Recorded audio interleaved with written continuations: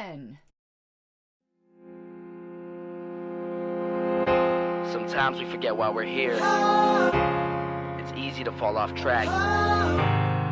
These help us remember. These battle scars don't look like they're faded, don't look like they're ever gone away. They ain't never gonna change. These battles. Growing up, I had a dream, something no one else could see. Tell me what it means when your faith is falling beneath your knees and you can't breathe. Everything you see reminds you of what you're not or something you won't be. You gotta take what you're given, that's how we live it. Don't be mad at the system, it's simply how we've existed. I hear a lot of people talking like they politicians and choose to be an accountant because it's safe in a business. Not because they wanna do it, just because they heard it pays. And who the fuck wants to be poor knowing that's how we've been raised? Society is getting heavy, I can feel the weight. The pressure of success is like 100 million pounds of shame. And that's the reason I'm staying up late, trying to find a way to escape the stereotypes this day and age is making me feel like the only way I'll be happy is getting signed to a label and making money through rapping. I wanna share my emotion because this world is attacking the very principle of life that lets the people be happy. If you don't have a reason to breathe, why even live? These battle scars are impressions of everything that it is. Don't look like they're faded, don't look like they're ever gone away. They ain't never gonna change. These battle scars don't look like they're faded, don't look like they're ever gone away. They ain't never gonna change. These battles. Now, if I had a voice that reached 100 million people, I'd tell them there's a reason that we're all created equal. Cause some decide to be great and some decide a sequel to an average person's life is simply what they want to be. So you make your decision, all I know is what I'm given. Won't define the life I lead or the way I dwell in existence. I've seen a greater image on the walls of where I'm living, and the words twisted and scripted remind me of something written. Faith is a gift that is given down to the people. If one believes it, one receives it. It's given if it is needed. Don't ever think you're trapped in a life that you never wanted. Your options are infinite, that's some mathematical logic. I'm not saying I'm a prophet, I'm speaking for what it's worth. These lyrics define my prayers and these battle scars on my church. Not saying I'm a prophet, I'm speaking for what it's worth. These lyrics define my prayers, these battle scars on my church. Don't look like they're faded, don't look like they're ever gone away. They ain't never gonna change. These battle scars don't look like they're faded, don't look like they're ever gone away. They ain't never gonna change. These battles.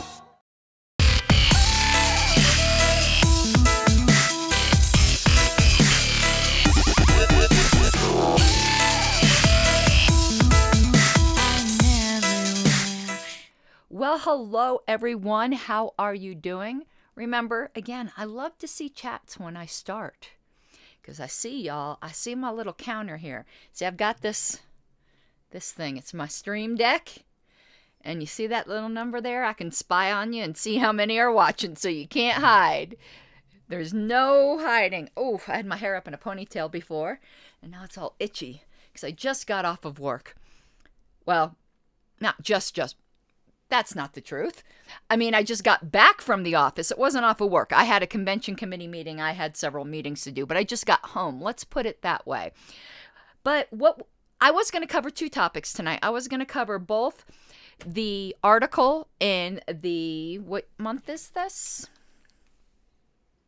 November 1973 Penthouse, and the concurrent, I think it was Miller versus California, Supreme Court ruling on obscenity.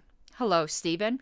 But this article, and I've got to cover up the booby, this Penthouse article here is so long that this is all we're going to get to do tonight. But it's fantastic. And there's other things, cover up the booby, in this Penthouse I want to cover. Great magazine. Well, I want to get past the first 5 minutes so I don't immediately get demonetized when I start talking about what's in this magazine. But yeah, I perused it for about an hour. And hello, Grace. But let me do my shameless grifting, which is going along the bottom of the screen here. There's only a couple more days left in December, and I do have a Patreon goal that if I make it, I make it. I don't stress about that sort of thing, but I have a Patreon goal that if I got another $12 a month in patrons, however you put it, I would make a major milestone. If you enjoy this type of content, I would really appreciate it if you would consider becoming a patron at patreon.com/Pink Flame of Liberty. Or you can help me out by buying my merch, which is going to be fantastic for Reno. I've got a Reno Reset shirt in there, okay? I got a shirt that I got for myself, the asteroid one that I'll probably be wearing tomorrow, and that is tinyurl.com/Pink Flame Merch. And as always, all super chats matter. As I said last time, it's not enough to support super chats. You got to actively give super chats. Oh, so Grace, go over to tinyurl.com/Pink Flame Merch, and it says something to the effect of you'll lose your position and you'll like it. Oh yeah, I got to get one of those. But today, tomorrow, and even the next day, I think we are going to try to cram in the remainder of the historical stuff that I needed to do before we start in January, February with a new LP News.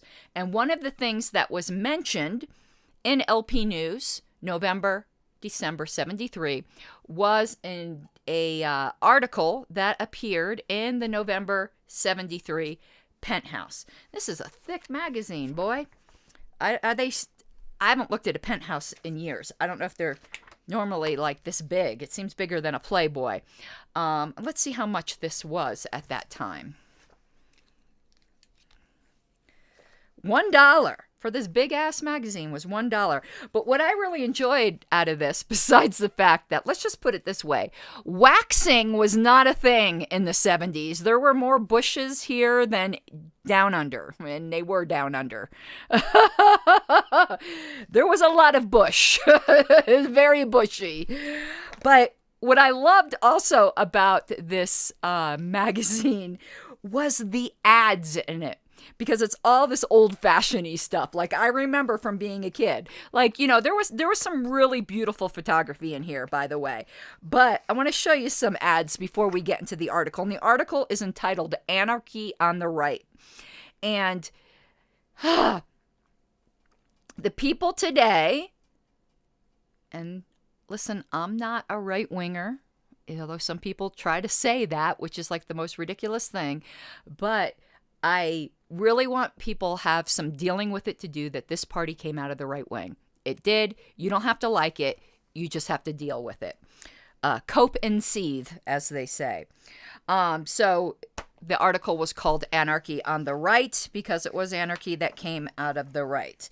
But here, for one thing, look at all these cigarette ads. You don't see these anymore, so you got a cigarette ad on the back, and I remember these ads. And then there's like 10 cigarette ads in this magazine here. It's cool, But check this out. It's a Memorex ad for cassettes. A Memorex ad. My God. Where superior fidelity, and it's shattering this glass. But there's something else. Check out the suit on this guy. Look at that Playboy in the plaid suit. It says, Club Man is confidence. Look at him. He's a Rico Suave. My God. Okay. Another cigarette ad. Are these cigarettes still made? Viceroy? I've never smoked. I've never even tried a cigarette in my life because I'm allergic to it, to the smoke. So I don't even know much about cigarettes, but I don't even think, do they still make Viceroy? But check this out. Capitol Music Service. Remember Columbia Records and Capitol Music Service? Look at this. Where you could get 12 8-tracks. 12 8-tracks for 99 cents. Remember these? Yeah, I remember it when it was albums. But I remember these record clubs. It's fantastic. So yeah, I'm just really enjoying the advertisements in here. And here we go. Check this out. This is so politically incorrect. The Subaru GL Coupe like a spirited woman who wants to be tamed. That would not fly today. Let's see what else we got here. Some more cassette TDK. Remember TDK cassettes? Oh, the ads. I'm just enjoying the ads. Oh my goodness. Let me, they got reel-to-reel players in here. Check out these cassette recorders. I had one of those as a kid. And it wasn't just 99-cent cassettes. It was 12 for 99 cents. Here's Salem cigarettes. I swear, there's like a cigarette ad every other page in this thing. Okay. Well, let's flip through the ads first, and then we'll get back to page 42, which is the whatchamacallit, the article. And but everything right now was revolving around that Supreme Court decision. So here's open letter to President Nixon on the matter of the recent Supreme Court ruling on obscenity. We're going to do that Supreme Court ruling tomorrow. And then there's some pictures I can't show you with a lot of bush. That's all I can say. There was no razors anywhere near these ladies. Let's see what else we got going on here. I think that's most of the... Oh, check out this dude in his pajamas. Checkmates. Ooh la la. Oh my goodness. Country and Western classics. Oh, I think that was mostly it. Lark cigarettes. Do they still make these? Lark? I don't even remember those cigarettes. And check this out. Oh, where I flipped the page too fast. Okay, Wilkinson sword razors. I remember those. And look, it said, mark on the face where you get nicked, and you send it into Wilkinson Sword, and they will customize a razor for you. Ooh, I just dropped the centerfold out of it. Okay, let's see what else we got going on here.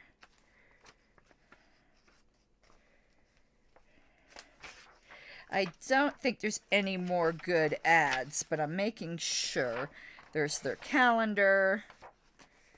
Most of the stuff in the middle here is all dirty pictures. But okay, I got to cover up the naughty bits. But this woman is beautiful. Okay, let me cut. And she has this fantastic afro. I got to cover up her naughty bits though. Just the most beautiful skin on this black woman. But look at that big afro. But she is gorgeous. Like, I'm obsessed with this picture.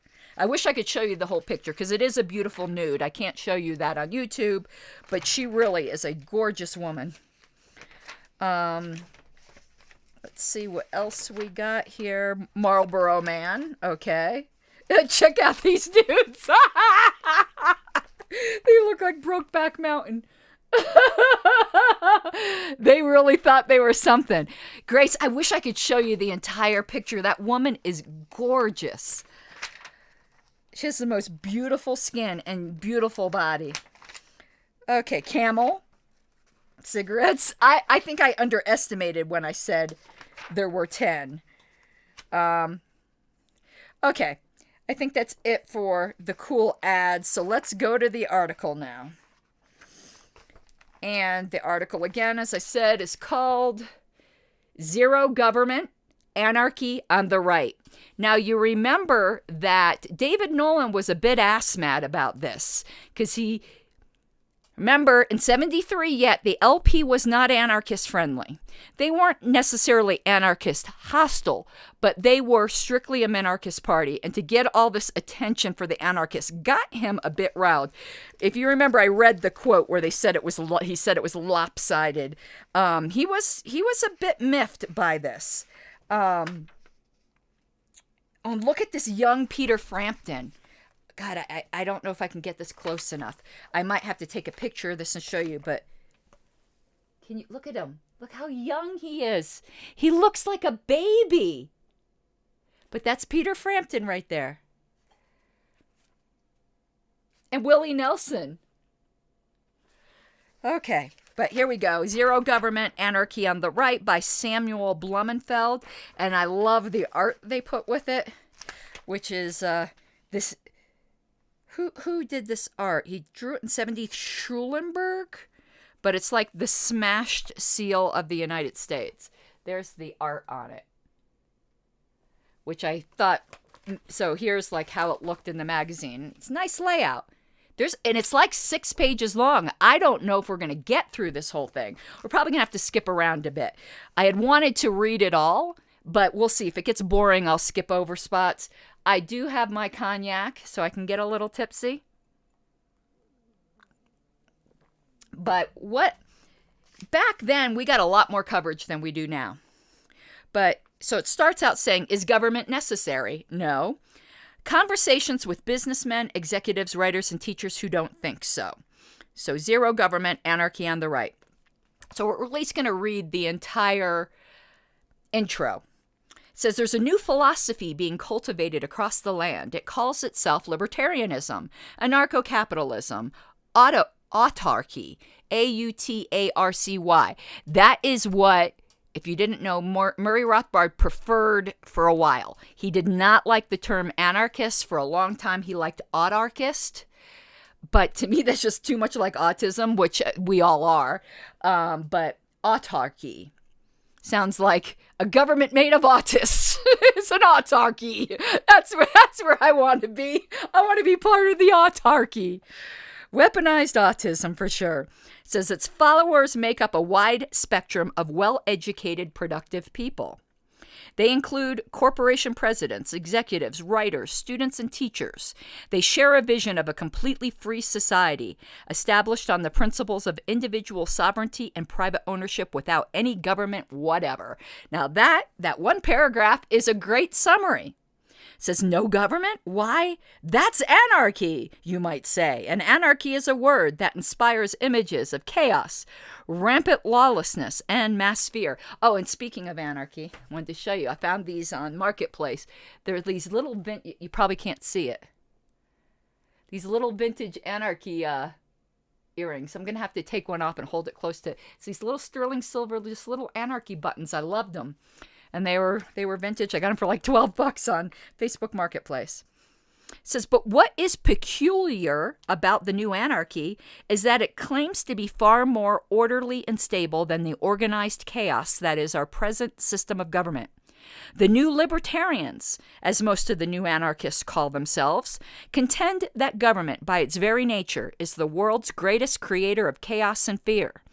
They cite the wars of the past 50 years that have brought catastrophe to many enlightened nations, the extermination of millions of people by government acts, Vietnam, Watergate, police corruption, rapacious taxation, inflation, a justice system with medieval punishment and retribution, the Supreme Court decision on obscenity, and that keeps coming up.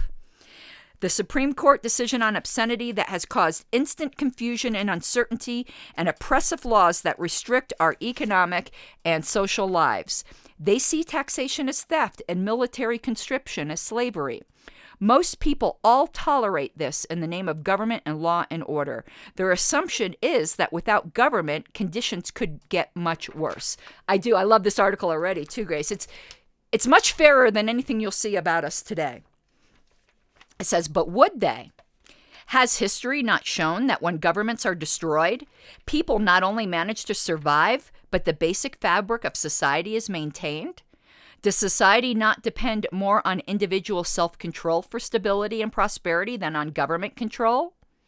Perhaps anarchy is the wrong word to apply to a system wherein individual freedom and rights to property would be the fundamentals of a governmentless society.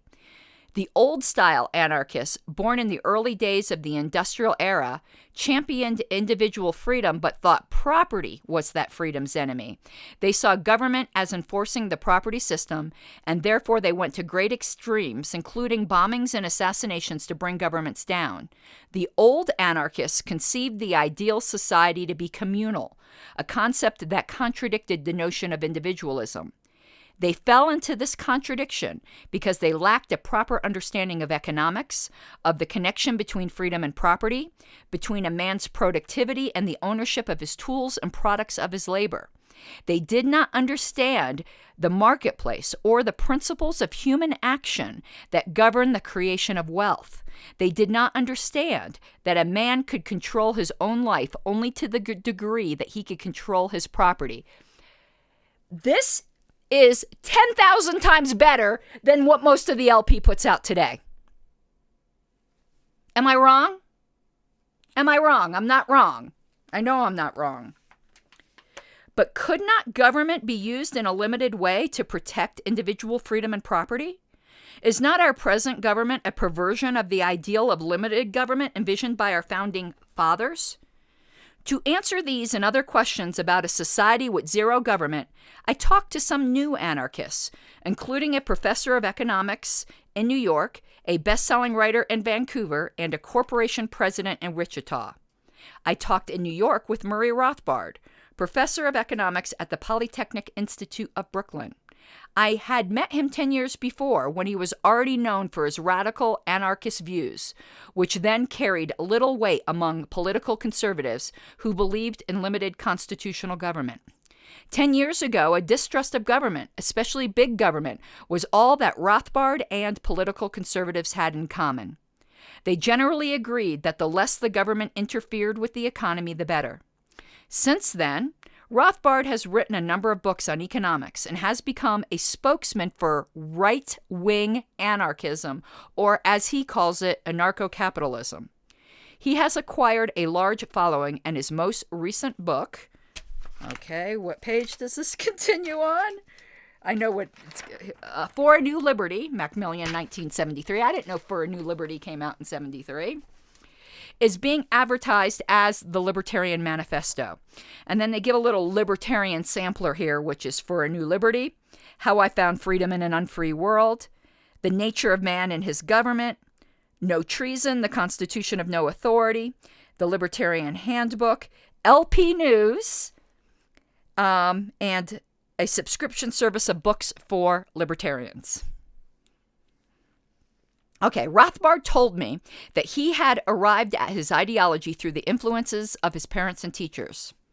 Living in New York, his mother and father were involved in the Emma Goldman, I did not know this, anarchist movement before World War I. But later, during the Depression, his father became a free market conservative. While in preparatory school, young Rothbard was greatly influenced by a history teacher who was free market oriented. Pursuing the free market to its conclusion, Rothbard could find no functions of government that could not be performed as well or better by private agencies. And then it says, it quotes him, I found in my arguments with socialists and interventionists that once you justified the existence of the state, once you sanctioned the use of force to control people, for no matter what reason, you could justify taxation and every other evil and excess of the state. Preach it. Preach it, brother. For Rothbard, everything came down to one basic question: was government necessary at all? Thomas Paine had called government a necessary evil. But after 200 years of American government and the full flowering of capitalism, one could finally ask if even that necessary evil was necessary. Rothbard has concluded that it is not. But what about the roads? I gotta take a drink. Actually, it says, but what about ecology in the roads? Educating the poor, the national defense. Rothbard goes into considerable detail in his book on these questions and how they would be handled in a libertarian, governmentless society. If one thinks of these problems in libertarian terms, a number of non-coercive solutions are suggested. A libertarian society assumes a sufficient reservoir of goodwill and voluntarism to look after the helpless and indigent. Liberals believe that people have to be forced to help the unfortunate. Libertarians disagree. They are optimistic about basic human benevolence and believe it would flower more in a voluntary society than a coercive one. Ironically, some of the strongest opponents to Rothbard come not from the liberal establishment, which sees libertarianism as a minor right-wing irritation, but from an element within the libertarian movement, the followers of novelist Ayn Rand, because she just frickin' hated libertarians at that time. Champion of heroic individualism and laissez-faire capitalism, Ayn Rand considers herself an anti-statist.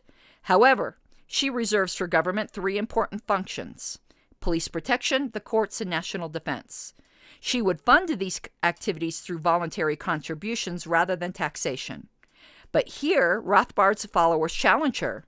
Why retain these lethal vestiges of government even on a voluntary basis?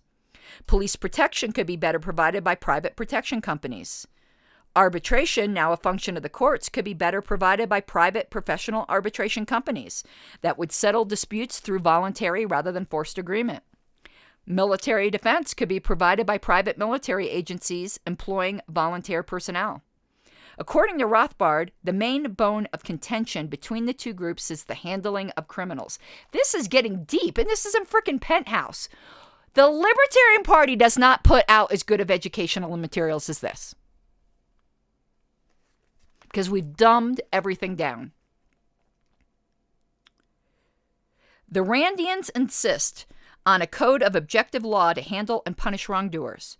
We suggest that the emphasis should be switched from punishing wrongdoers to getting restitution for the victims.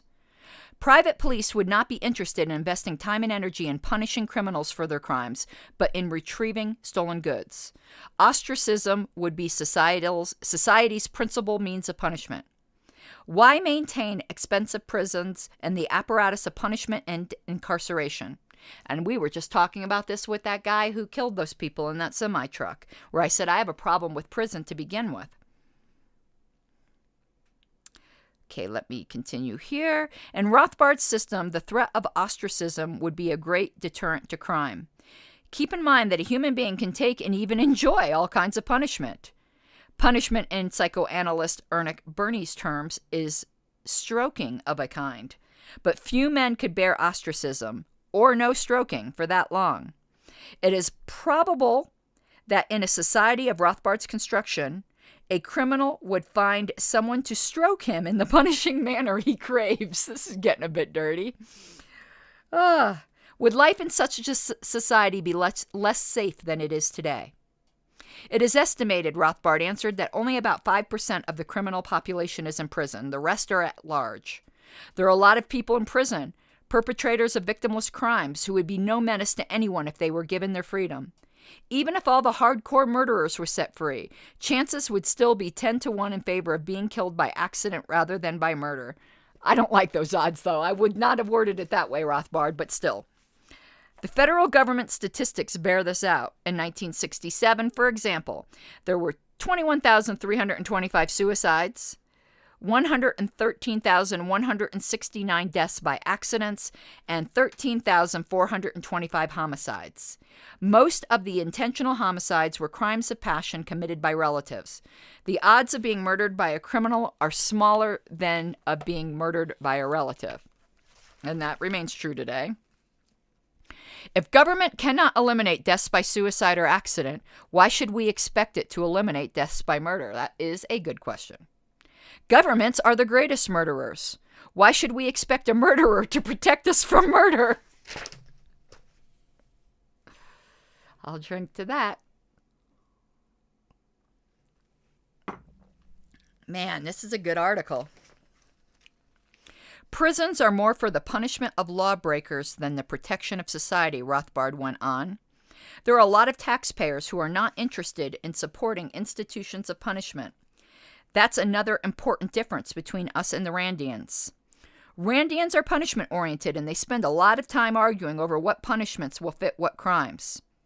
I had once attended a series of lectures given by Nathaniel Branden, the intellectual heir of Ayn Rand before their bitter breakup in 1968. There was something peculiar about the Randians' lack of humor. They were sourpusses, weren't they? These people were always deadly serious about their perfection and everybody else's imperfection. That is so true. They were like such sourpusses. Of course, everyone was judged according to the Randian standard of perfection, which the Randians insisted was based on the coldest, most rational objectivism. The truth is that Ayn Rand's idea of perfection is based on her own subjective ideal, suited entirely to her own nature. Despite these negative aspects of Randian philosophy, many of her followers have been led into the libertarian movement by her arguments against collectivism and statism, as well as by her support for laissez-faire economics. Randians were among a group of libertarians in Colorado who decided to organize the Libertarian Party in the winter of 1971. During its first year, the party concentrated on the presidential candidacy of Dr. John Hospers. He is the director of the School of Philosophy at the University of Southern California and one of the Libertarian Movement's leading spokesmen. The party got its ticket on the ballot in only 2 states, Colorado and Washington, and drew about 5,000 votes. Ironically, Ayn Rand urged her followers to vote for Nixon and said that voting for Hospers was a moral crime because it would help McGovern. Rothbard, on the other hand, has encouraged his followers to engage in political activity through the Libertarian Party. He considers such activity educative. Don't tell the people today who think we're going to actually win the presidency next time. The Libertarian Party held its latest convention in Cleveland in June 1973. We used to have yearly conventions, so 72 was Denver, 73 was Cleveland, 74 would be Dallas. More than 200 delegates were present. The party has grown to more than 3,000 members. It is active in about 30 states and has embryonic groups in about 15 more. The average membership age is 26. The party's platform advocates, among other things, repeal of the income tax and of all laws against victimless crimes, including smoking marijuana, publishing pornography, gambling, and buying gold bullion. Since Rothbard is a professor of economics, now we got to turn to page 142. Let's find it. Boobies, more boobies. Gotta get past all the boobies. Okay, here we go. And it keeps going. Like, this isn't the last page. There's more. I asked him for a short-term economic forecast. The big danger, he said, is runaway inflation.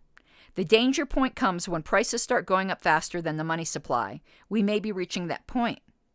Can't the government stop inflation, I asked? It could, but not without causing a recession, and both parties refuse to accept a recession as a solution. So they keep on inflating, hoping the inflation won't get out of hand. This sort of thing can go on for a long time.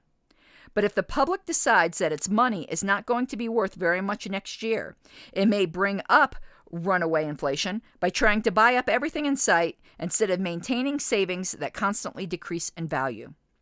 Okay, and that's the end of the Rothbard section. Time for another drink. The next libertarian I saw was Harry Browne, who ended up being our presidential nominee. When was he? He wasn't 80. 80 was Ed Clark. When was the first Harry Browne campaign?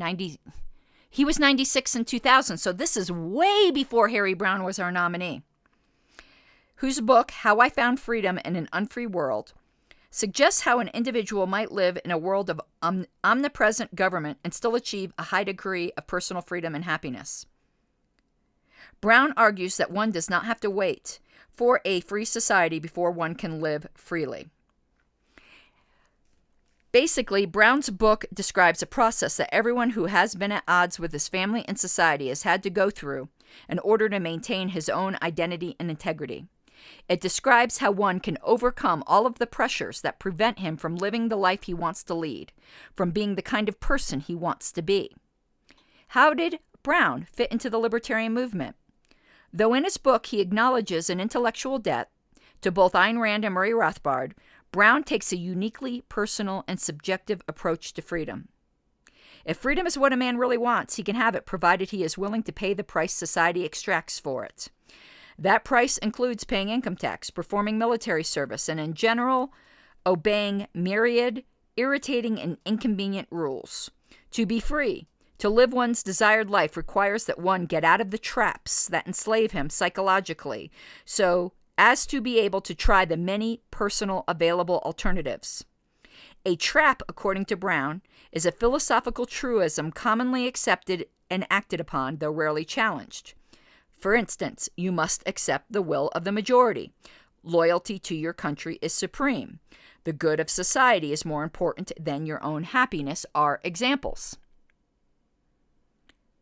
It is very easy to get caught in a trap. I'm caught in a trap. Sorry. Okay. Brown writes, the truisms are repeated so often they can be taken for granted, and that can lead to acting upon the suggestions implied in them, resulting in wasted time, fighting inappropriate battles, and attempting to do the impossible. Traps can lead you to accept restrictions upon your life that have nothing to do with you. You can unwittingly pay taxes you don't have to pay, abide by standards that are unsuited to you, put up with problems that aren't really yours. Perhaps the one trap that will cause the greatest controversy is the morality trap. Oof. Some people aren't going to like this, because I know. Now, some people aren't going to like what I have to say here, but since when have I cared about saying what's popular? I think I proved that. I proved that by paying the ultimate price of my position last year. Well, this year, earlier in the year. Even amongst people I consider myself allies with, there is a certain moralism that has started to creep into the Libertarian movement, kind of a little bit of a puritanicalism. I make no bones about the fact that I agree with this statement here, and I do think it is possible to be to hold to an unconventional morality. And what I mean by that is I don't mean ethics. I don't mean ethics and integrity. I think everyone who knows me knows how valuable I hold ethics and integrity. But, and here's the controversial part, I don't hold the nuclear family to be the end-all and be-all of a family arrangement. I'm very much a social deconstructionist. I don't think that by its very nature that drug use is bad. In that sense, I'm very much a liberal, of old school liberal, but I'm just saying. But there is a certain tendency now in certain circles of the LP, the more conservative circles, and there's nothing wrong with that, to wax on eloquently about the degenerates. Okay, that's not my gig. Let's continue. Brown contends that moral values are subjective and that any attempt to live by an absolute or universal moral code created for other people will not bring freedom or happiness for those others. Since each human being is different, Brown contends that it is impossible to achieve freedom or happiness unless each man or woman develops a personal morality around his or her own personality. I would agree with that, except for like the basics, like being honest, like being loyal, like having integrity. I don't think that's what he's talking about. So I could agree, but I want to agree with those caveats because those caveats haven't been put here and it kind of disturbs me a little bit. He defines a personal morality as an attempt to consider all the relevant consequences of your actions. He writes, a personal morality is simply the making of rules for yourself that will guide your conduct toward what you want and away from what you don't want. A realistic morality has to consider many factors, your emotional nature, ability, strengths, weaknesses, and most important, your goals. All of the current liberation movements are basically movements against moral codes that attempt to dictate how people should live. Brown contends, however, that one need not wait for society to change before one can begin living according to his own moral code. Just don't make a fuss over what you're doing. And that's exactly what's going on today with the wokeism. Everyone's got to thrust in everyone else's face, you know, their particular moral peccadillos and force everyone else to celebrate and applaud it. All people need to do is not use force against you. I don't give a shit who accepts my particular lifestyle. Do your own thing. because you really want to do it, not because you want to shock society. Do not confuse provoking society with living your life the way you want to live it. The latter can be done without society or the government noticing a thing. For example, you can lower your taxes by using all existing loopholes instead of agitating publicly for tax reforms, which would attract the attention of IRS auditors. You can lead a nonconformist sex life in private without joining women's lib or gay lib and thus provoking the anger of your community or the police. I talked to Brown in his hilltop home, though I'm going to disagree there because I do think, like, for example, the gay rights movement, there's a certain oppression from feeling like you got to keep who you actually are secret. So I don't fully agree with him here. I mean, I respect his opinion, but I don't agree with him. And I do think there was great value in the gay liberation movement. I talked to Brown in his hilltop home in West Vancouver. The house, a modern 3-level arrangement, has a sweeping view of Vancouver and the Pacific Inlet that separates it from West Vancouver. He had recently bought the $120,000 house. I wish houses were just $120,000 now in California, with the money he made on his best-selling first book, How You Can Profit from the Coming Devaluation. At 40, Brown is an inveterate romantic. He will sit for hours in his huge living room listening to Wagner, Puccini, or Delius on a magnificent stereo system with a fire in the fireplace. That sounds wonderful. A glass of wine and a breathtaking view of Vancouver. There is a charming young woman sharing it with him. Boom, chaka, wow, wow. My philosophy, he said, is one of individualism in the full sense of the word, and that I recognize and respect the individuality of every person. I recognize the basic subjective nature of perception, and that no two people are alike. I take the other person seriously. I recognize his sovereignty over himself just as I recognize my own sovereignty. I don't expect any other individual to conform, where I lost my spot, to my moral code. It took me a long time to develop my own personal moral code based on my own unique individuality. A moral code has to be personal to be of any value as a guide to your own actions. It is, in a way, the most personal reflection of who you are. Some of his critics consider Brown simplistic and unintellectual, but this doesn't bother him. He believes the purpose of his life is to ensure his own happiness. I absolutely agree. If his happiness can make someone else happy, all well and good. But he does not expect anyone to sacrifice their happiness for him. And that is what the world expects of you, and they call you selfish when they're the ones who are being selfish. Instead of depending on the rest of the world to make things better, you depend on yourself. Doesn't this make for a lonely existence, I asked?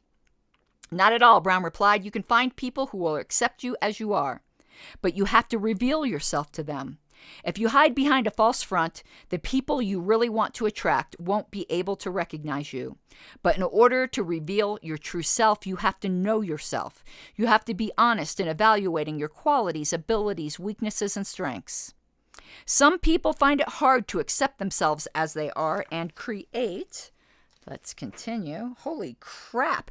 This keeps going on. There's 4 more pages. Okay, we're going to do it. We're going to plow forward. Okay, a false front. But the false front only attracts people who will expect something that's not there. They will be disappointed when they find out that behind the front is an entirely different person. I'm going to make a joke here, but I really am reading Penthouse for the articles. Just so you know. Mike said, how possible is it that this article played a role in the Dallas Accord the following year? I mean, I don't think this article per se. I think Murray Rothbard's influence did, and the publication of For a New Liberty did, and the flooding in of anarcho-capitalists who weren't welcome in the objectivist movement. I asked him in what way he differed from Rothbard on the matter of anarchy. Brown said, it's all in the way you interpret the word anarchy. I'm not an anarchist like Rothbard because I'm not trying to change the social system. In order to have the kind of society Rothbard wants, you have to have a society governed by certain principles and moral standards. Only a government can create that kind of general conformity. Absolutely disagree with Brown. Actually, I'm more of an anarchist than most of them because I recognize the present anarchy all around me, and I'm trying to live my life in that context, and I wish more people today would understand that. We all basically live our life in 80% anarchy. I have no interest in changing society. I don't have that many years left. I want to make the most of the time I have. I think he probably changed that view by the time he became our presidential candidate. So he seems he wasn't involved with the LP then. He seems very non-political here. And I could see myself taking this route, particularly with the downward spiral of the Libertarian Party right now, but I still have hope. I'm waiting to see what happens in Reno. There is a kind of restlessness about Brown. But let me tell you, you want to know what would tempt me just to get out of politics entirely? Now I know all the LNC members, their ears are perking up. If I were to win the fucking lottery and I could just move out to the mountains and be by my damn self with my husband and my pets and whatever people I chose to surround myself with, I don't know if I would stay involved in politics. I think I'd just make myself happy until I did the dirt nap. Oh, sorry. Mike hit. See, Mike says me too. Mike, if I win the lottery, you and Lydia are moving out with us to the mountains. And we're just going to live our own private anarchy. And fuck the LP. We'll give some money and say good luck. Oh my God. I left Vancouver. Oh, wait, let me finish here.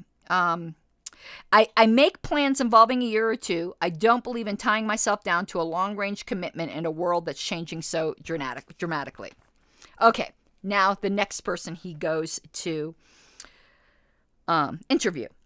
Now the author says, I left Vancouver and flew to Sacramento, where I had arranged to meet Robert Lefebvre. I can never pronounce his name. Is it Lefebvre? Lefebvre? We're just going to say Lefebvre. One of the legendary people in the zero government movement. Now, I find it strange he interviewed Brown because this article was supposed to be about anarchists and zero government. And Brown, not that he was opposed to zero government, he just didn't care. Like that just wasn't on his radar. He was out of place here. I enjoyed reading what he had to say, but I don't think he was the right person for this article. Rothbard certainly was. Lefebvre certainly is. And the founder of Rampart College. He met me at the airport with his red Cadillac. He was in his 60s with a well-groomed white hair and an infectious smile. I brought him greetings from Harry Brown, whom he knew well. Here's what's funny, because we went into this Lefay or Lefevre. Okay, Lefay will do. There's something that's going to say here that in the beginning of Radicals for Capitalism, they talked about this. It says, all of the important libertarians know one another, but each has developed his own variation of the philosophy of individual freedom. There is no orthodoxy or party line among them. But what I want to deal with here is all the important libertarians know one another. Radicals for Capitalism talk about where basically the initial libertarian movement was just a bunch of libertarians exchanging zines with each other in newsletters. Right now, it's a bunch of libertarians exchanging YouTube channels and podcasts with each other. But has it really changed? It used to be earlier that it wasn't just all the important libertarians knew each other. All the libertarians knew each other because there were so few of them.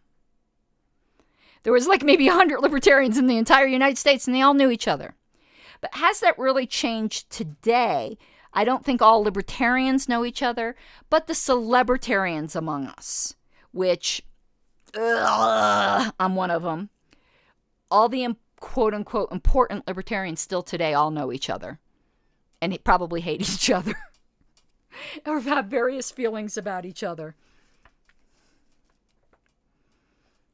Like so many libertarians, Lefay had started out as a Taft Republican with a strong bias against government interference in a free economy and a belief that Republicans ran the government better than Democrats. But gradually he saw the difference between the two parties was academic. They both advocated programs that were contrary to the principles of economic freedom. Amen. I get so frustrated. Mike will know this. Those of you who don't know Mike Seebeck, who's in chat here, If you watch Cultivar ONR, you know him. You know he lives in Colorado. He's the LPCO's parliamentarian. He sees this when we meet at a right-wing think tank. That's where the LPCO meets. And they are so generous to us. Like, I love them. But we get a lot of Republicans in and out of our meetings. And they just like assume that they do actually stand for economic freedom when they don't. Now, Wayne, who's the state chair of Colorado, does much better talking with them. Anyone who watches me closely, which might probably, I'm just sitting there going, yeah, no, I ain't buying it, sweetheart. Plus, like, you know, I find most, like, the Tea Party type Republicans, they have no concept of anarchy or anarchists. So they're sitting there and they're talking with Wayne and they're talking with me because I'm his wife, you know, and they could tell, you know, that I'm a person of some authority, not a lot, but some authority.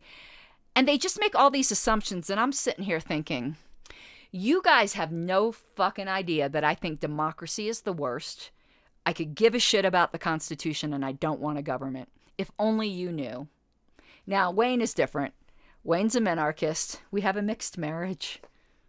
God help me. I haven't been able to convert him yet. Funny story to tell about Wayne. Daniel Hayes knows this story. He made a cartoon about it. Wayne knew I was an anarchist way before I did. I remember we were laying in bed one night and he just heard me. Listen, I want to tell you guys, I don't ever stop. Mike will tell you I don't ever stop. That's why Wayne had to get an office outside the house, because I'm like this all day long. Philosophy. So he was listening to me closely enough to know. So we were laying in bed one night and he's like, "You're an anarchist now, aren't you?" And I'm like, "No!" Took me another 2 months for me to admit it to myself. Okay, let's continue. Here we go. LaFay was hired by R.C. Hoyles, owner of the Freedom Newspapers chain, to write editorials advocating free enterprise for the Colorado Springs Gazette-Telegraph and other freedom newspapers. Apparently, the Colorado Springs Gazette-Telegraph back in the 70s was a badass newspaper that promoted anarchy. The only requirement laid down was that LaFay be consistent in his arguments.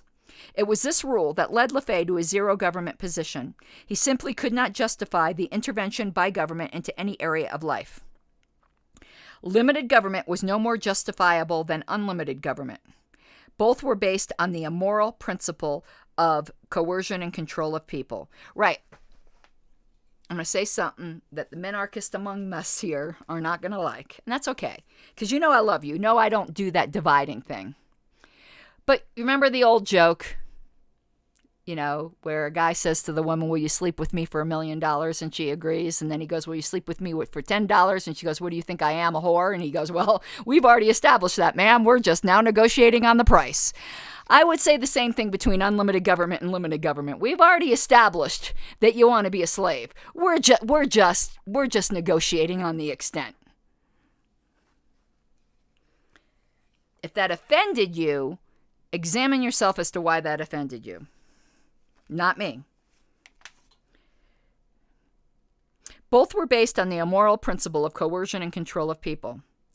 By 1956, LaFay had formulated his philosophy of autarchism, which Murray Rothbard ended up adopting, but now by this time he was using anarchy. The philosophy of self-control rather than government control of self. In 1957, he created an institution known as the Freedom School to promulgate his philosophy of zero government. It was housed in several elaborate log cabins, and it attracted students from all over the country.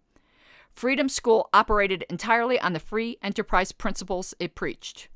In 1962, it became Rampart College with an expanded faculty and more buildings, but it had later become apparent that the institution had expanded too much and bitten off more than it could chew.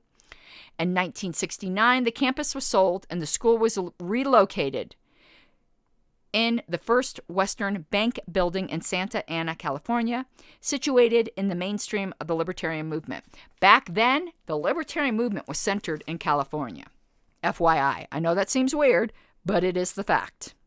Then it kind of migrated over to Colorado, kind of the way Californians are doing today.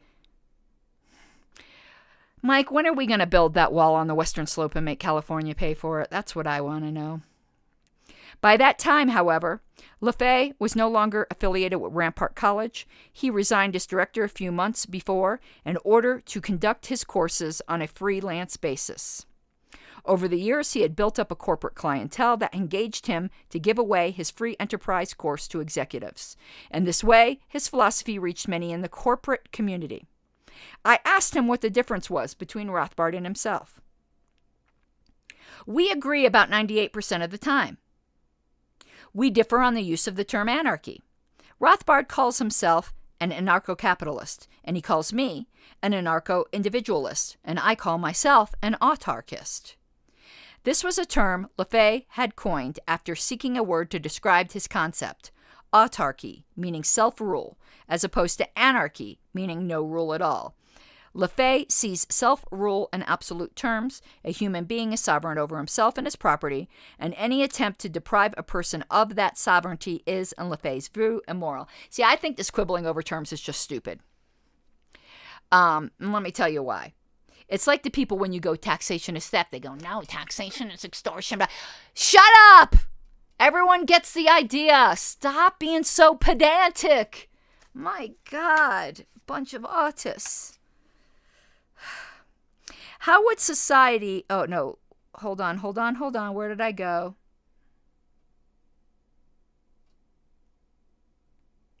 Oh, here we go. He carries this view of sovereignty over into his very controversial concept of justice, and he writes in his pamphlet, Justice. And here's where I depart from LaFay. I do not agree with him at all here. Justice would consist of an exercise of sovereign control over a person and his property by that person himself. So he didn't believe in any kind of external justice. It would also include a willingness on the part of each person to impose self-discipline so that no one would seek to interfere with the control that another person naturally exercises over his own person and property. How would society treat violations of such sovereignty? Here, LaFay proposes an approach at least as radical as Rothbard's, perhaps even more so. A radical and profound change in thinking is required. For 10,000 years or more, we have striven to retaliate against striven. That's not a word we use much today. It's usually strived, right? But striven, I like it. To retaliate against those who practice injustice or who we believe have been led to practice injustice. We have done it privately. We have done it through theology. And today, government is the god of retribution, and we employ it on a grand scale. The amount of time and energy expended in seeking to retaliate is incalculable. All wars contain this element. Most of our court actions contain it. Our prisons and other penal institutions are full of it. Well, they're full of it, all right. None of these procedures is economically sound. None of them is moral. None of them has been successful. Retribution, vengeance, punishment, and retaliation are the greatest burden human beings have ever devised for themselves. Therefore, I'm going to suggest that we stop thinking retribution and begin thinking protection. I recognize, he wrote, that under pressures of emotion, any man is susceptible to the call of the jungle. Welcome to the jungle. Okay. But let us avoid the intellectual dishonesty of presuming that we are moral when we are merely scared. What the victim of the first act of injustice should do morally is to respect the rights of the man who has not showed that respect to him. Fuck that. Sorry, I just cannot agree with that. You do not treat the immoral man with immorality. It's not immoral to treat the immoral man with... No, sorry, dude. It's not immoral to punish the immoral man. You treat him to morality and retain your own position of rightness. You limit the offense to the party who is guilty. You do not seek to take that guilt on yourself. You are not guilty when somebody has aggressed against you. Oh, God. See, I do not, this part of LaFay really just disgusts me, to be honest with you. There are a great many libertarians who have trouble accepting this concept. Right here, there's a pink-haired secretary, or according to the LNC, former secretary, but fuck you, I'm still the secretary. Where are we at? Yet it is perfectly consistent with the libertarian view of justice. No, it isn't.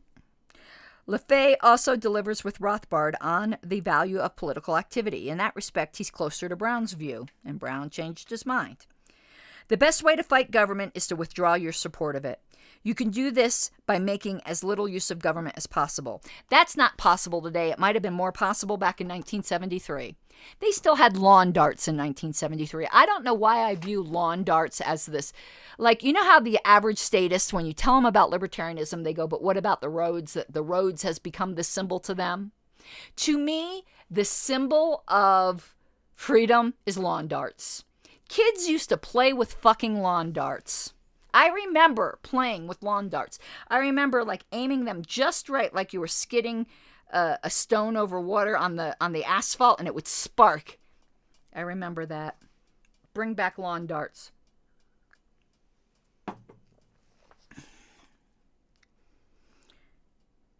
What about political movements like the Libertarian Party, I asked.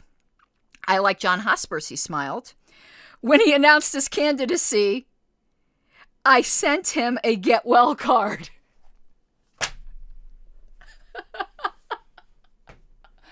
Wouldn't you love to see that get well card? Wouldn't that be fantastic to have in our archives?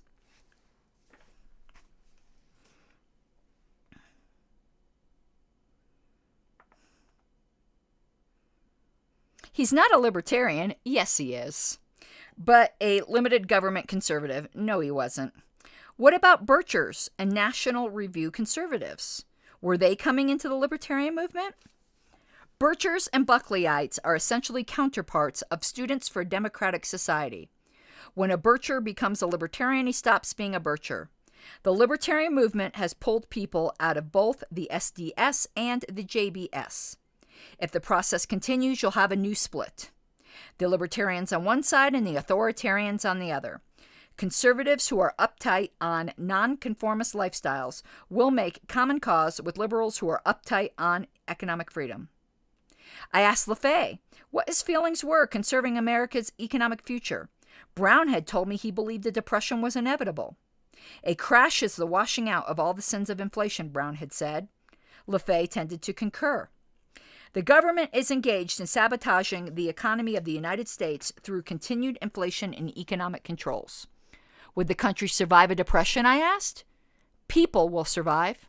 When a government collapses and goes down the tube, poverty takes over, but the recovery begins. Oh, and now there's another interview. That's why this is lasting so long. I thought there was just... Holy shit. Are you guys digging this? Because if you're digging it, I'll continue. I'm digging it, but are you digging it? I need a little bit more to drink. Let's just stop for a moment here and let me do some shameless grifting. I've now been reading to you with my sonorous tone for an hour now. All super chats matter. Tip your reader.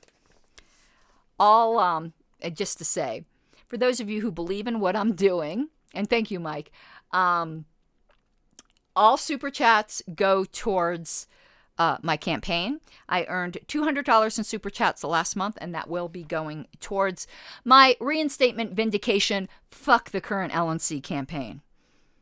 Oh no, Senator, I said fuck.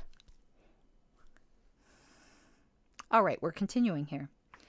Where did he go to now? I lost my spot because I'm drinking too much. I went to Los Angeles to talk to Seymour Leon, the current director of Rampart College.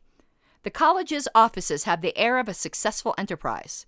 Cy Leon, a man of about 50, is of medium height and wears a short beard. He joined staff in 1966 while Rampart College was still in Colorado. His introduction to libertarian philosophy had come through Ayn Rand's novel Atlas Shrugged, where he found an affirmation of his own values. He became an objectivist and a representative of the Nathaniel Branden Institute in Chicago and Milwaukee. In 1964, he and his wife, Wiki, took LaFay's 2-week course at Rampart College and became sold on LaFay's zero government philosophy. They returned to Chicago and found themselves at odds with their objectivist friends, especially those engaged in political activism. The couple were eventually excommunicated from objectivist circles. We were excommunicated because we started to think, Leon said. There is a certain mentality that seeks a godlike figure, and that is so true. There's something perverted in the human soul that wants a king, wants a human deity. Many followers of Ayn Rand are like that, but the breakup of Nathaniel Branden and Rand has been beneficial in that it has broken up the dogma. I asked him how people accepted the idea of zero government today as compared to 5 years ago. There's been a definite change in people's attitudes. They will accept ideas that 5 years ago were taboo or considered too radical. Now we start with the question, is government necessary? And they are willing to listen. We hear of libertarian conferences being held all over the country. We attract as many as 800 people at a weekend conference. He explained that Rampart College no longer conducted classes as it had when located in Colorado. The institution now offers home study courses on cassettes, as well as live seminars. And thank you, Stephen Ecker. Sorry, I almost said Ecar. I don't know what the fuck is wrong with me. I've had too much to drink. All right, you'll catch the rest of the recording tomorrow, but I thank you very much. Go to my reinstatement campaign. We're going to give them hell. He did say the college intended to expand further into psychology and child rearing. For example, the newest home study course was called Raising Children for Fun and Profit. Okay, that's a little, that could be taken the wrong way. And look, my God, I'm already halfway through this bottle. I love my cognac.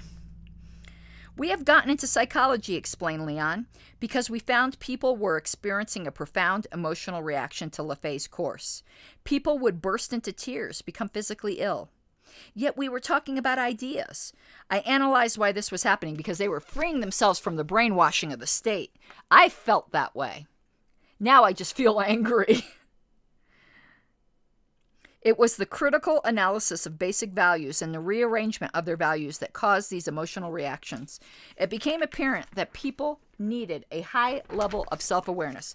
And it ends here. And we are here. So we're almost there. It ends on the same page as the Lark cigarette ad.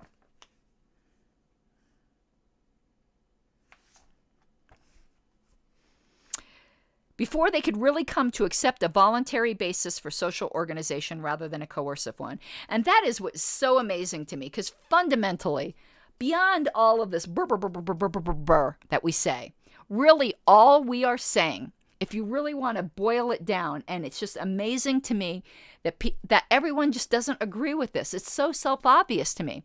We want all human interactions to be non-coercive. Now, of course, when you got people like Tara DeSisto saying recall petitions are aggression, maybe I can understand the confusion. Maybe it's just that we can't agree on what coercion is. Is that the problem? Because it seems to me uncontroversial that we shouldn't be coercing each other. So maybe it's that we just don't agree what coercion is.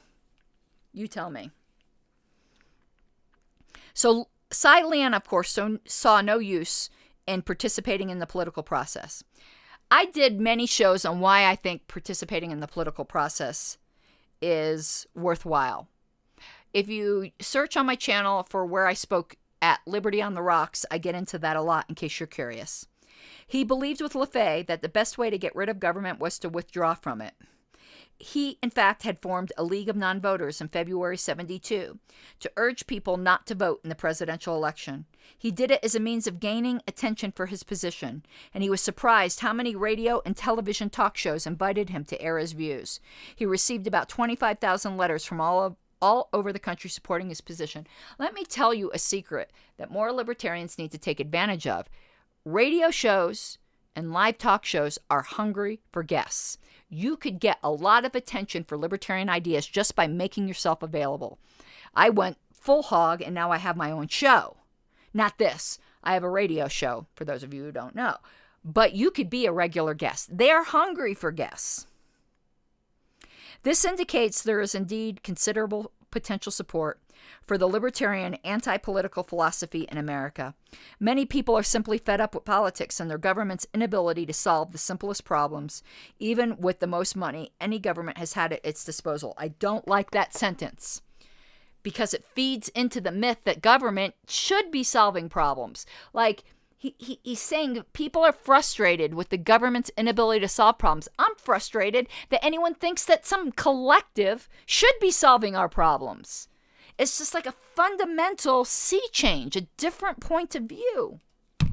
Ooh, sorry, Mike, I'm beating up your mic, Mike. Leon entered the interview by telling me about a political candidate who had taken LaFay's course some years before. After he completed the course, this man went back to his supporters, withdrew his candidacy even though his victory was assured, and therefore concentrated on improving the quality of his own life. To explore the spread of libertarian thought among the young, I went to see Lowell Ponte, a 27-year-old libertarian columnist and television commentator. He was living with his parents in the Redlands, some 60 miles east of Los Angeles. Ponte is a tall, rather heavy man. He is highly intelligent, tense, articulate, and a chain smoker. He has a great deal of technical expertise, especially in matters of atomic weaponry. The consummate libertarian. There are cratefuls of technical experts in the Libertarian Movement, he says, but for all his expertise in science and technology, he considers himself an anarcho-mystic. Becoming an anarchist, he explained, is a leap of faith. You enter a state comparable to a trip on LSD. Ain't that the fucking truth? It's hard to imagine a world without government when you've lived with so much of it in all of your life. His grasp of technology has given him insights into centralization's dangers. Government is using technology to strengthen its grip on everything, but technological centralization is also the government's Achilles heel. Centralization through technology has made our society vulnerable. Most of the people of Los Angeles could be deprived of water by a few simple acts of sabotage. The system is extremely vulnerable. From a practical point of view, coercive government is a danger to society. In a society run by coercion, the coin of the realm is power. Power-hungry people rise to the top in government and in the LNC. Coercion is their way of life. One person can become capable of forcing millions to do what he wants. But isn't an elective government a safeguard against such tyranny, I asked? Bill Buckley said he'd rather be governed by the first 500 names in the New York telephone directory than by an elected Congress, and I would agree. Politics attracts people obsessed by the applause of the crowd. Libertarian National Committee. And by their own fascination with power.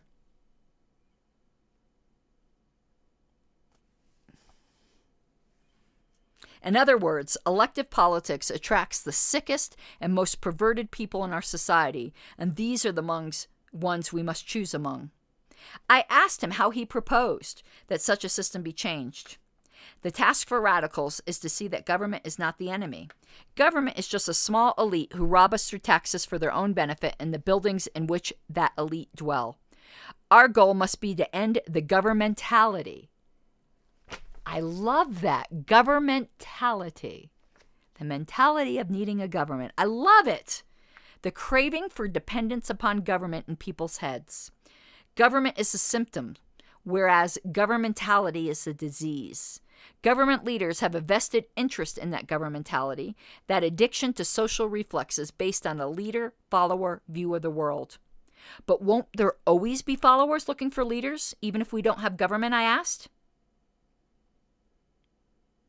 Yes, and for that reason, I suspect that a governmentless society would probably be a corporate society. Kill me. That's the libertarian dystopia I fear. Fuck corporations. Corporations are not libertarian.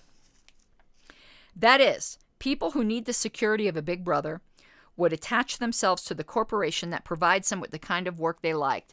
If you want to see what a libertarian corporate dystopia would be like, read Margaret Atwood's, I don't know if it's a trilogy or whether it's just 2 books, Oryx and Crake and After the Flood.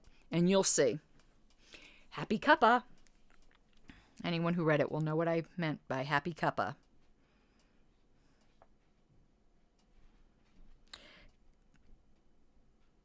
Japan represents a splendid model of the corporate function. Companies disperse the same functions as government. Workers salute company flags, sing company anthems. A corporate society would provide government services without coercive power behind it. God. Rothbard had also talked somewhat along these lines, acknowledging that conflicts could arise between corporations. Corporations are not libertarian. Say it louder for those in the back. But believing that such conflicts would be limited to the people specifically involved rather than involve an entire nation. Toward the end of the conversation, I asked Ponte what he saw for the future of the libertarian movement. He was vague. The left has no answer for anything. And that remains true today. The answers will come from the right. That does not remain true today because the right is just as fucking bankrupt. Youth is quiescent for the movement. The draft and the war are over. Perhaps the next big issue will be taxes. Wow, and he's still going to talk to another person. This reporter was dedicated. My last stop was Wichita, Kansas, the geographic center of America. I'd come here to see Robert Love, president of a company that makes corrugated boxes and author of How to Start Your Own School. Never heard of this one. Lowell Ponte had referred to Love as one of the educationists in the libertarian movement. In 1960, Love, concerned with the education of his 3 children, had been instrumental in creating and building the Wichita Collegiate School, a private alternative to the public schools. The school, run strictly on full-cost tuition, free market principles, has since grown into a healthy, thriving institution. I had last seen Love about 7 years ago. He was one of the founders of the John Birch Society, and I had met him when I was a writer for some of the Society's publications. In 1968, however, a year after I'd left the Society, Love and a small group of friends bought a full page in the local Wichita paper and advocated immediate withdrawal from Vietnam. For this action, the Birchers called Bob Love a communist, but the truth was that he had been converted to Lefebvre's zero-government philosophy and couldn't see spending $1 more to create another oppressive government elsewhere in the world. Love, too, had started out as a Taft Republican and had evolved into a free market capitalist. In the 50s, he worked hard to get the Kansas Constitution amended so that no one in the state could either be denied the right to join a union or be forced to join a union. But the victory meant nothing. The amendment was never implemented. He learned the futility of political action. Just because you lose once doesn't make it futile. Meanwhile, he had decided to create his private school, and this is where he saw that private action can produce tangible, durable results. Money could also be lost by inflation or confiscated by a totalitarian state, but an education endured. All the material gain in the world, Love said, is useless without the ability to think and to reason. A man can give his children values, ideals, and an education that can never be lost, stolen, or destroyed. Love, a family man and businessman who has remained with his property in the middle of Kansas, sees things from a different perspective than do Brown and LaFay. Brown, restless and single, prefers the mobility of gold and Swiss francs. Love sees his wealth in his home, his manufacturing facility, his school. This illustrates how 2 men can espouse the same basic libertarian principles but apply them differently to conditions of their lives. Love applies his principles of not relying on government for anything to his own business. He lobbies for nothing. He prefers to spend his energies adapting his business to the changing marketplace and the caprices of legislatures rather than trying to control either artificially. Because he has seen so much energy wasted in political activity, and I have to tell you, that statement offends me. For individualists to judge how other people spend their energy is like, fuck you. Worry about your own energy, and I'll worry about mine. You are not anyone to decide I'm wasting my energy. If I want to sit in my house and fap all day, that's what I want to do, okay? I got so tired of defending the National Association of Manufacturers, the John Birch Society, and the Republican Party that I asked myself, why couldn't I defend freedom without my motives being questioned? So he dropped out of them all. Now he is infinitely more satisfied. He lectures to different groups in towns, belongs to a local libertarian discussion club, has written a book about his school experience and is helping to improve the school. Both Bob Love and I had gone into the John Birch Society. Okay, so this author is a Bircher for the same reasons. Defended Robert Welch for the same reasons. And finally left that movement for the same reasons. We discovered by painful experience that organizations can betray individuals. Ooh, this is hitting close to home. I need a drink. Hold on. This is stabbing me. I read ahead and I have to pull the dagger out of my heart. Let me start.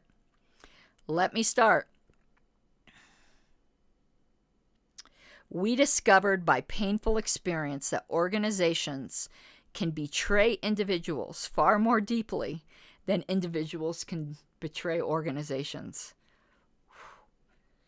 Lord knows the Libertarian Party has fucked me up the ass.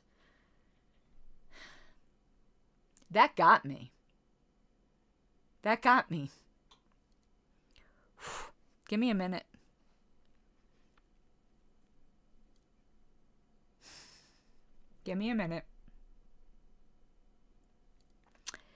In the end, we realized that any man or group demanded loyalty only wanted it in order to betray you later. Oof. That got heavy.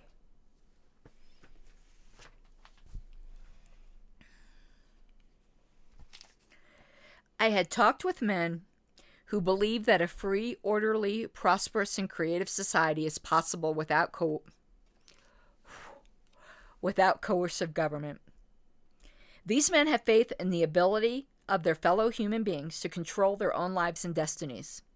These men are creating a revolution that is not out to overthrow anybody.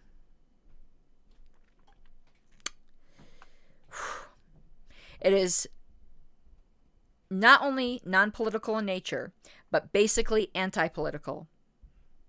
Its most effective tactic is to withdraw from all voluntary political involvement. Murray Rothbard didn't say that. This article is ending in a deceptive way. To demonstrate through one's own way of life that it's possible to live without government. Good ending, but I don't think it was true to Murray Rothbard in its ending. And that got heavy. That hit close to home. Boy, sorry. There's a reason I keep tissues at my desk. Woof. That got me. Alrighty. Alright. I see Wayne's home from his work. Sorry, I didn't mean for this to end that way. Woo! I hope you all have an awesome night. Tomorrow we will cover the Supreme Court decision on obscenity. So I'm going to go now and have a good cry.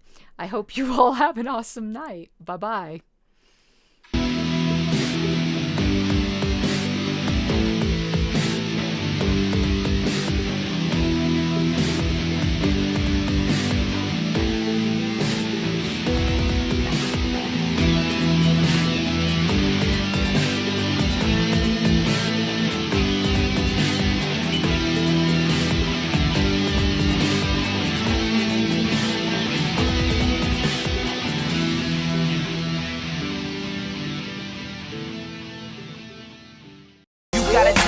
Given, that's how we live it. Don't be mad at the system, it's simply how we've existed. I hear a lot of people talking like they politicians and choose to be an accountant because it's safe in the business, not because they